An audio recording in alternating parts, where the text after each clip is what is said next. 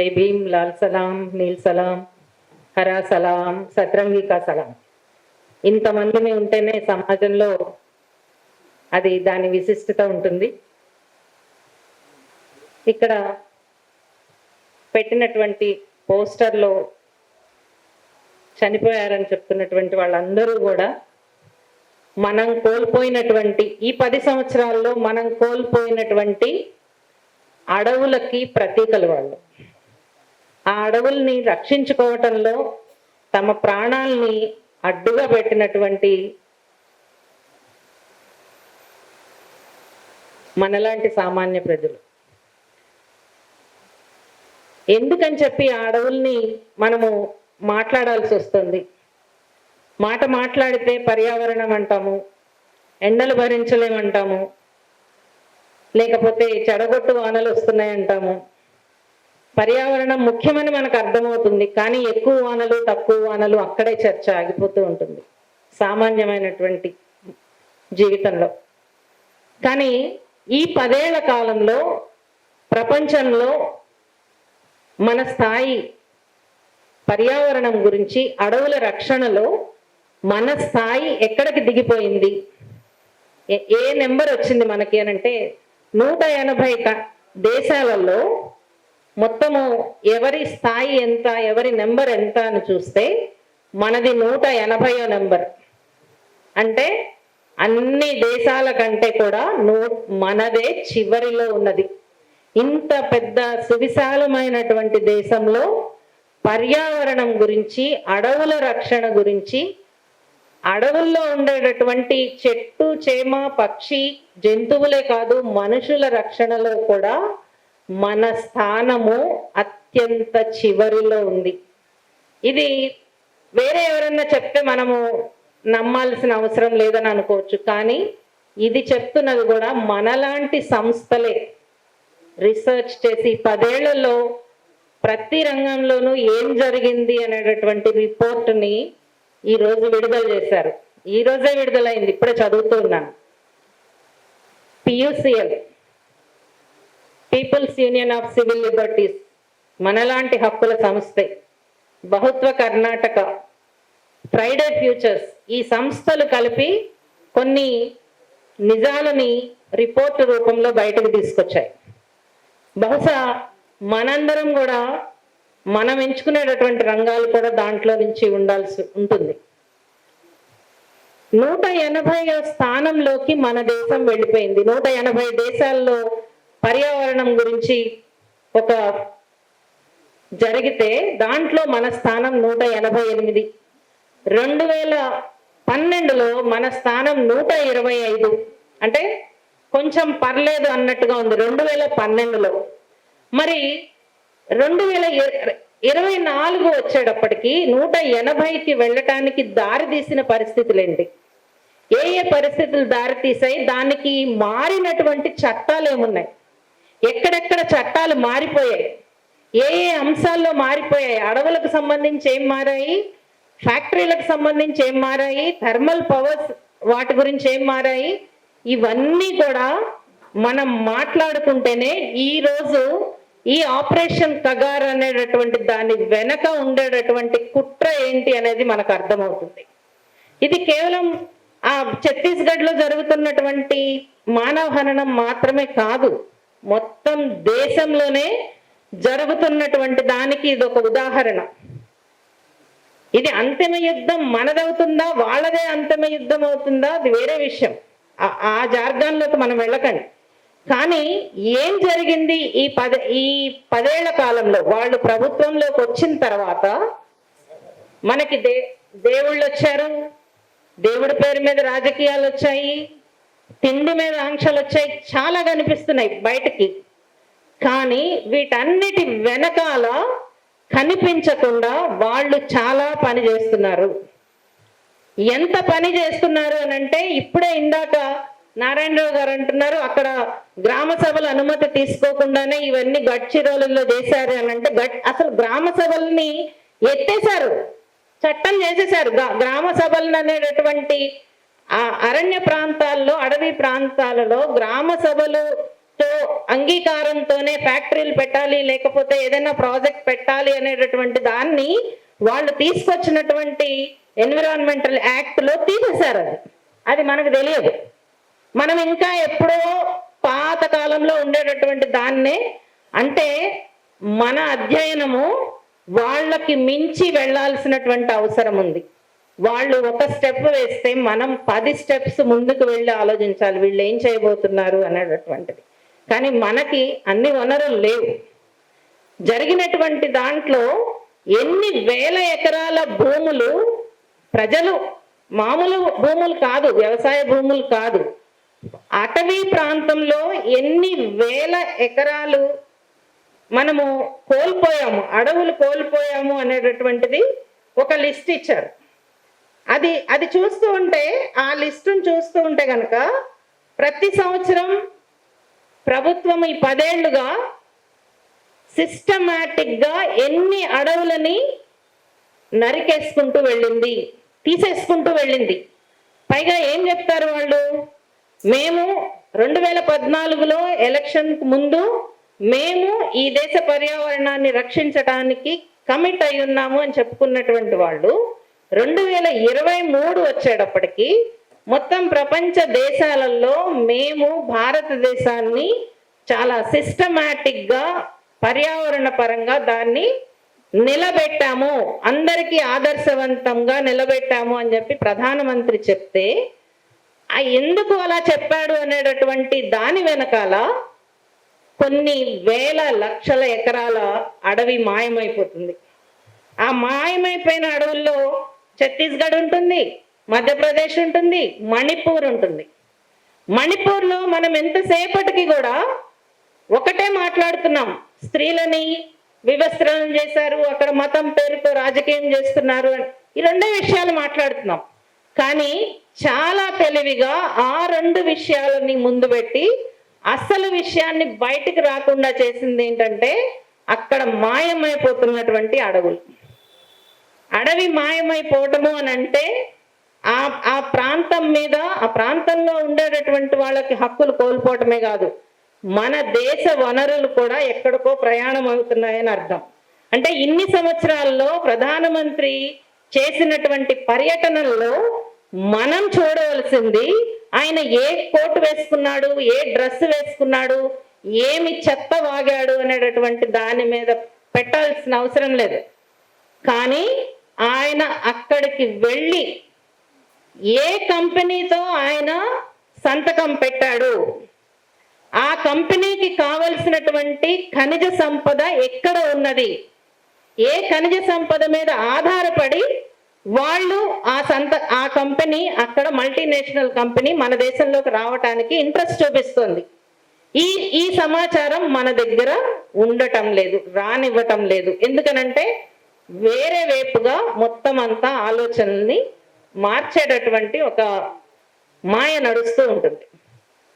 ఈరోజు ఛత్తీస్గఢ్ లాంటి ప్రాంతము పదే పదే ఎందుకు బయటకు వస్తుంది, అని అంటే అక్కడ నియంత్రించే, అంటే అడ్డుకునేటటువంటి శక్తులు, అడ్డుకునేటటువంటి ప్రజా ప్రతిఘటన, అది మావోయిస్ట్ పార్టీ రూపంలో ఉండొచ్చు, లేకపోతే మావోయిస్ట్ పార్టీ ఇచ్చినటువంటి అండ కావచ్చు, నాకు తెలియదు ఆ వివరాలు ఏంటి అనేది. కానీ ఒక ప్రజా ప్రతిఘటన అనేటటువంటిది మాత్రము చాలా బలంగా ఉన్నది. ఆ బలమైనటువంటి ప్రజా ప్రతిఘటన ఉన్నది కాబట్టే అన్ని రకాలైనటువంటి ఉల్లంఘనలని వాళ్ళు అక్కడ నిర్భయంగా చేసేస్తున్నారు. అందుకనే ప్రతి బడ్జెట్లో కూడా, బడ్జెట్ పెట్టినప్పుడు, పార్లమెంట్లో చర్చలు జరిగినప్పుడు ఎన్ని రకాలైనటువంటి చట్టాలు మారుతూ వెళ్ళిపోతూ ఉంటాయి. అవి ప్రజల వరకు వచ్చే అవకాశం లేదు. ఎందుకనంటే మొత్తం జరిగేదంతా ఇంగ్లీష్లో జరుగుతుంది. దాని మీద చర్చలు మీడియా ఎట్లానో అందజేయదు. కానీ స్థానికంగా అక్కడ ఉండేటటువంటి ప్రజల వరకు అక్కడికి వెళ్ళాలి అని అంటే వాళ్ళకి అది వెంటనే తెలిసిపోతుంది. ఎందుకనంటే ఒక ట్రెంచ్ వేశారు అని అంటే, అడవిలో ఒక గ్రామం చుట్టూ ఒక ట్రెంచ్ వేశారు అని అంటే అక్కడ ఉండేటటువంటి ప్రజలకు అర్థమైపోతుంది, ఇంకేదో రాబోతోంది, ఇక్కడ మూమెంట్ ఆపబోతున్నారు. ఎందుకు మూమెంట్ ఆపుతారు? అంటే అక్కడ ప్రజలు తమకి వ్యతిరేకంగా రాకుండా ఉండాలి అనేటటువంటిది. అది చాలా అన్ని చోట్ల ఆదిలాబాద్లో కనిపిస్తుంది, లేకపోతే భద్రాచలం అడవుల్లో కనిపిస్తుంది, చింతపల్లి అడవుల్లో కనిపిస్తుంది, ఇంకెక్కడైనా సరే ఆదివాసీ ప్రాంతాల్లో ఎక్కడికి వెళ్ళినా కానీ ట్రెంచీలు వేయడం అనేటటువంటిది చాలా సర్వసాధారణంగా మారిపోయినటువంటి విషయం. అంటే అది జరిగిన వెంటనే అక్కడ ఒక కామన్ సెన్స్ పనిచేస్తుంది, ఏదో జరగబోతుంది ఇక్కడ అనేటటువంటి. నిజానికి మనకి ఇక్కడ మైదాన ప్రాంతాల్లో పట్టణ ప్రాంతాల్లో ఉండేటటువంటి వాళ్ళకి అర్థం కాదు. ఎందుకు అర్థం కాదు అని చెప్తున్నాను అనంటే, మొన్న ఈ మధ్య ఢిల్లీ ఎయిర్పోర్ట్లో ఒక 10 మంది అమ్మాయిలు కనిపించారు. అందరూ 20 నుంచి 25 ఏళ్ల వయసున్న అమ్మాయిలు, ఇంజనీరింగ్ చదువుకున్నటువంటి వాళ్ళు. ఎలక్షన్ గురించి ఒక్క మాట మాట్లాడితే వాళ్ళు చెప్పినది ఏంటంటే,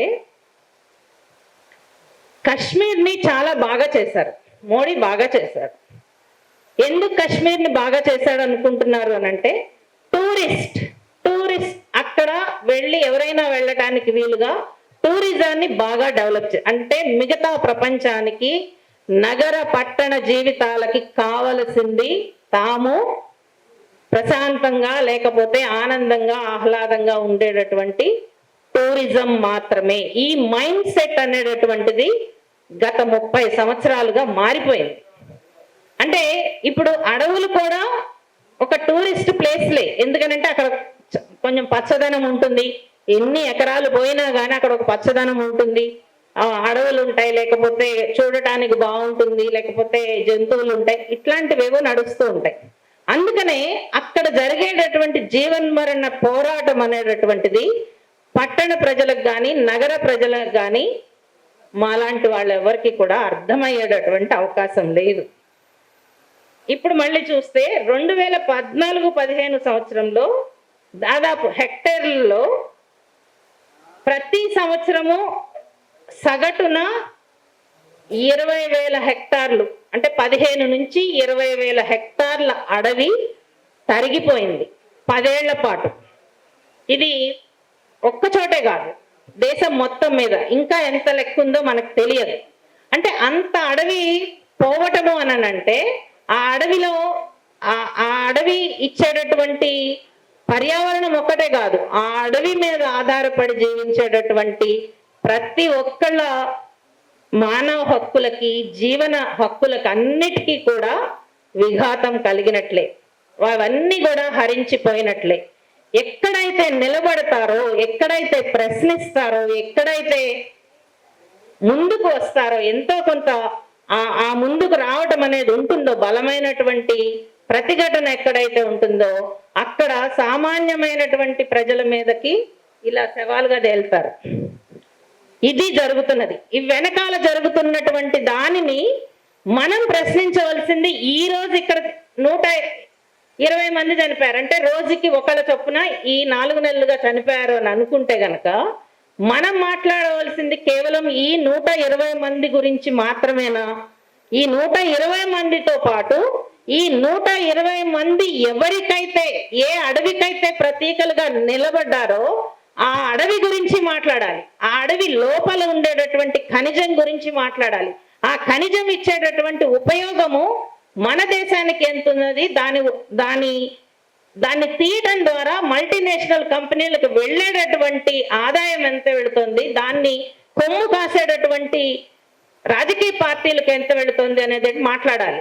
ఎందుకు అనంటే ఎవరైతే ఈ ఛత్తీస్గఢ్లో 120 మంది చావులకి కారణమయ్యారో వాళ్ళు హోర్డింగుల మీద మేము ఆదివాసీ జీవనానికి ఆదివాసీ నవ్వులకి మేము ప్రతిజ్ఞ చేస్తున్నామని చెప్పి పెడతారు. మీరు కావాలంటే మాసప్ ట్యాంక్ దగ్గరికి వెళ్ళి చూడండి. NMDC అనే ఒక సంస్థ ఉంటుంది, మినరల్ డెవలప్మెంట్ కార్పొరేషన్. వాళ్ళు పెద్ద పెద్ద పోస్టర్స్ పెడతారు. ఏంటి అక్కడ ఆదివాసీ జీవితాల కోసమే మేము పనిచేస్తున్నాము అని చెప్తారు. అంటే వాటి వెనకాల కొల్లగొట్టేటటువంటి ధనం అపారమైనటువంటిది. ఎంత అపారం అంటే మనం ఊహించలేనంత అపారమైనటువంటి ధనాన్ని అక్కడ వాళ్ళు కొల్లగొడుతున్నారు. అందుకనే అక్కడ ఉండేటటువంటి కంపెనీలు ఎవరైతే ఈ ఛత్తీస్గఢ్ ప్రాంతంలో ఆ కంపెనీలను తీసుకోవాలని చూసారో, ఎవరైతే డెవలప్మెంట్ దాంట్లోకి వచ్చారో వాళ్ళే ఎలక్ట్రల్ బాండ్స్ పేరు మీద బీజేపీకి కోట్లాది రూపాయలు పంపించారు. మనకి లింక్ అక్కడ అర్థమవుతుంది. ఈరోజు కేవలం జరిగింది మానవ హక్కుల ఉల్లంఘన మాత్రమే కాదు, మొత్తం దేశ సంపదకు సంబంధించినటువంటి, పర్యావరణానికి సంబంధించినటువంటి అతి పెద్ద కుట్ర ఈ చావుల వెనకాల ఉంది.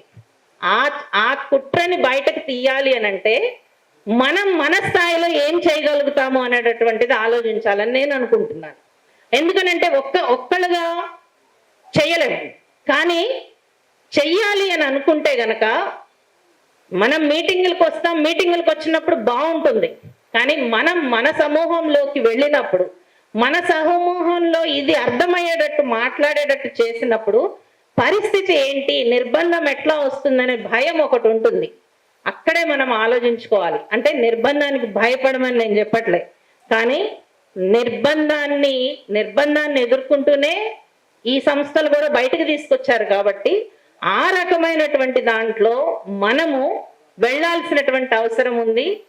ప్రతిఘటన, విమర్శ లేకపోతే చర్చించటము ఇది కేవలం కొన్ని రూపాలకు మాత్రమే పరిమితం అని చెప్పి నేను అనుకోవటం లేదు. ఒక నిరసన ప్రదర్శన చేయటమో, లేకపోతే ఒక ప్రెస్ స్టేట్మెంట్ ఇవ్వటమో, లేకపోతే ఒక మీటింగ్ పెట్టడం ద్వారా మాత్రమే మన వాయిస్ బయటకు వస్తుందని నేను అనుకోవట్లేదు. మనకి బయటకు రావటానికి చాలా రకాలైనటువంటి మార్గాలు ఉన్నాయి. ఆ మార్గాల్ని మనమే అన్వేషించుకోవాలి. ఆ అన్వేషించుకునేటటువంటి దాంట్లో ఖచ్చితంగా మా వ్యక్తిగతమైనటువంటి స్థాయి అని కాదు, కానీ మేం పనిచేసేటటువంటి సమూహాలతో ఈ విషయాలను పంచుకోవటం ద్వారా చనిపోయినటువంటి వీళ్ళందరికీ కూడా ఒక జోహార్లు అర్పించగలుగుతాము, వాళ్ళ మరణానికి ఒక విలువనివ్వగలుగుతాము అని చెప్పి వాళ్ళ మరణం ఒక వృధా కాదు, ఒక విలువ ఉంటుంది అనేటటువంటి దాన్ని గుర్తు చేస్తూ ధన్యవాదాలు.